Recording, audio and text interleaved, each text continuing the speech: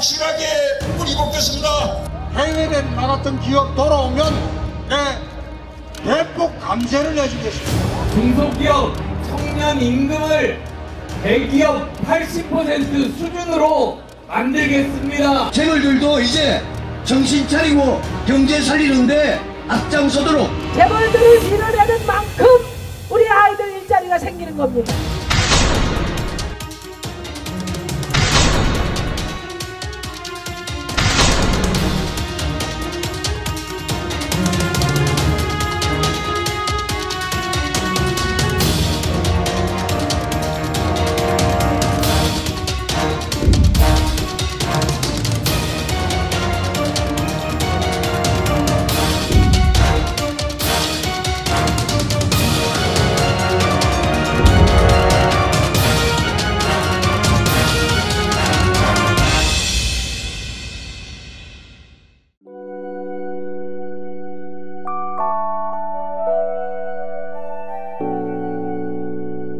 취업지원금이라고 하는 게 이제 취업이 안 된 청년들을 대상으로 해서 60%인가 80%인가까지 지원을 해줘요. 회사가 그런 지원금을 받으면서도 내가 이 사람을 쓰면서도 회사가 성장을 못한 거예요. 오히려 이제 그 지원금이 끝나고 나서 잘 안 됐어요. 사장 입장에서 회사를 잘 켜보고 이러고 싶은 사람에게는 그런 지원들이 도움이 될 수 있겠지만 결국에는 회사도 장기적인 플랜을 봐야 되는 거잖아요. 이 사람을 어떻게 키워서 우리 회사 사람으로 만들 것인가, 그리고 우리 인재를 만들어서 이제 같이 키워나갈 것인가를 본다면 결국에는 그런 지원들이 끊기면은 대부분의 사람들이 그만두거든요. 네. 있는 사람들이 별로 없단 말이에요. 그러니까 회사 자체도 지원을 받으려고는 안주를 하는 것 같고, 오히려 그런 것보다는 좀 더 이 회사가 같이 커갈 수 있는 뭐 컨설팅이라든지 실질적으로 어떤 지원이 물질적인 게 아니라 그런 거를 더 해줬으면 좋겠어요.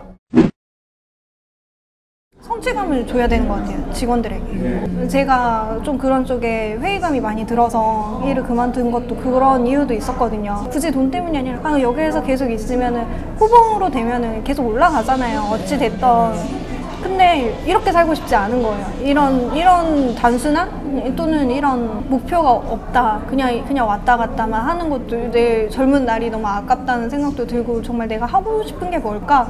결국 궁극적인 다시 거기에 돌아가더라고요. 처음 일을 구할 때. 결혼을 하려면, 집을 살려면, 그리고 노도 마련하려면 결국 계속 돈을 벌어야 되는데 자기만의 일을 갖고 싶은 거잖아요. 내가 잘할 수 있는 일, 내가 나이가 들어서도 이 일만큼은 나만의 일이라고 자부할 수 있는 일을 하고 싶은 건데 그런 거를 좀 키워줬으면 좋겠어요. 자신의 분야에 전문적으로 할 수 있게끔.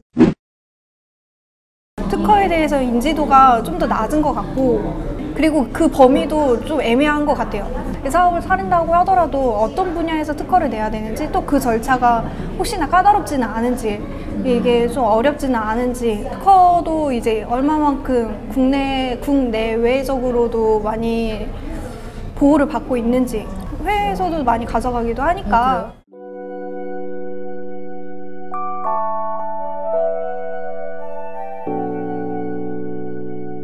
지금 이 상황에서 제가 어떤 일을 구해서 한다고 해도 200만 원을 받기 힘들어요. 그랬을 때 이 아이를 봐주는 도우미 아주머니의 월급이 비슷하거나 혹은 더 많을 수도 있어요. 그러면은 저는 마이너스를 감수하면서 일을 해야 되는데, 그렇게까지 일을 해야 하는 것인가에 대한 고민을 누구나 할 수밖에 없는 거예요. 나의 꿈을 이루기 위해 일을 하려고 하는 그 욕심 하나 때문에 아이에게도 상처가 되고 주위 사람들도 다 동원이 돼야 하는 어려움. 고용 문제를 국가에서 해결해 주는 게 가장 크죠.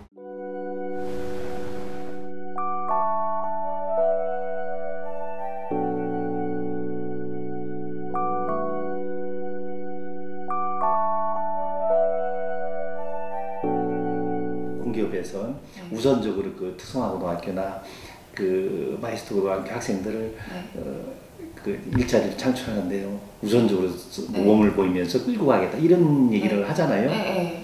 근데 사실상 거기에 아직은 허구가 많아.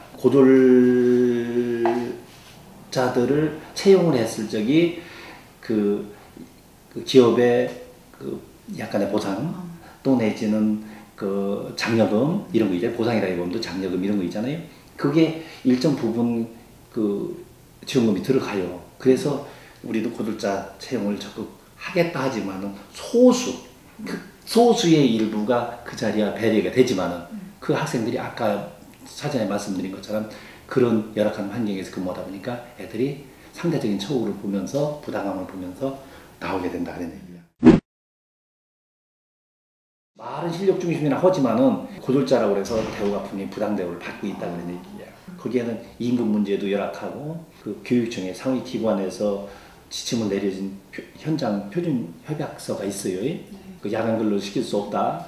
8시간 이상 초과할 수 없다. 뭐 이런 근로 규칙이 있어요. 하지만은 실제로 현장에서는 학생들한테 자기가 일이 밀리면 어떻게 돼? 야간에 남아서 해야 될 거 아니에요?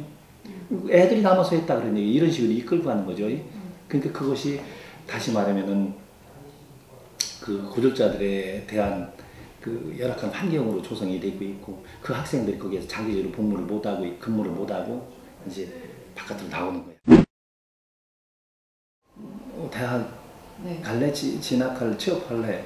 취업도 좋고 진학도 좋은데 부모님들이 저기 진학하래 자식도 사랑하는 마음에서 우리 애만큼은 대학을 꼭 나오게 시키고 싶어. 그래야 대접을 받는 줄 안다 그런 얘기야.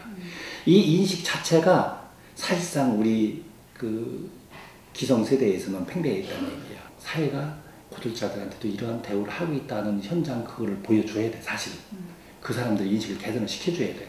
우리 자녀가 가서 고등학교 졸업하고 나도 충분히 걔가 좋아하는 일만 했더니 이런 대우를 받더라.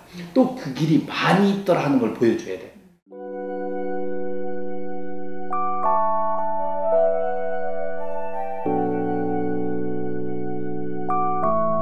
뒤에까지서 겨울 되면 이렇게 비닐로 두꺼운 거 사다 덮고 자고.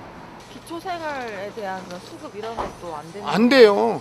집 없으면은. 집 없으면 그것조차도 안 되는 예. 빨리 집 문제가 해결이 됐으면 좋겠어요. 예, 그거 해결은 되기는 됐는데 15년 됐어. 15년.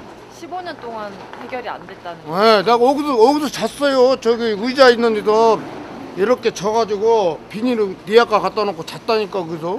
예전에 어떤 아저씨 이제 특별자활 근로 하시는 분이 인터뷰할 때 이런 얘기도 들었어요. 내가 저임금이고 이런 것들 다 이해하고 내가 아껴 쓰고 이렇게 하면 되는데 제발 장기적으로 좀 고용을 해달라. 그 이유가 뭐냐면 내가 뭔가 40만 원씩 매달 벌더라도 이 40만 원을 어떻게 쪼개가지고 저축을 할 것이냐, 그리고 40만 원을 모아가지고 무엇을 할 것이냐라는 계획이라도 세울 수 있게, 희망이라도 품을 수 있게 좀 지원이라도 장기적으로 해달라. 장기적인 그런 지원 정책이 있다면 분명 다시 거리로 돌아오는 선택을 하기보다는 더 나아갈 수 있는 선택을 하지 않을까라는 생각을 해요.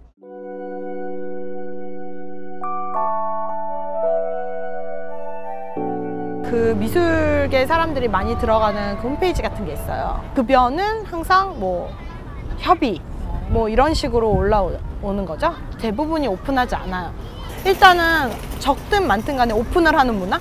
얼마를 줄지, 협의 이런 거 말고 법적으로 당연히 뭔가 공고를 사람을 채용하거나 할 때는 뭐 협의 이런 식으로 해가지고 물밑 작업이 아니고 당연히 그거를 되게 공개된 장소에서 투명하게 얘기가 될 수 있도록 하는 게 우선적이어야 될 것 같고, 그리고 당연히 급여도 현실화해야죠.